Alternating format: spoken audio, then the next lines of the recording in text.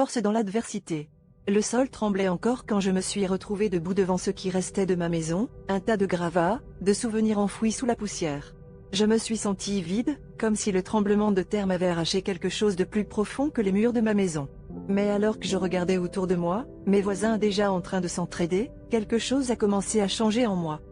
J'ai rejoint mes voisins, ensemble nous avons commencé à reconstruire, chaque brique posée devenant un symbole d'espoir et de solidarité. Ce fut un travail ardu, mais chaque sourire échangé, chaque main tendue, renforçait notre détermination. Nous avons partagé nos histoires, nos rires, et nos larmes, et c'est dans ces moments de vulnérabilité que j'ai découvert une force que je ne soupçonnais pas avoir. Un jour, alors que je mélangeais du ciment, une pensée m'a frappé, les fondations les plus solides ne sont pas faites de béton mais de liens humains. J'avais perdu une maison, mais j'avais gagné une communauté, une famille choisie, prête à se soutenir contre vent et marée. Ce qui avait commencé par une tragédie s'était transformé en une leçon sur la puissance de la connexion humaine.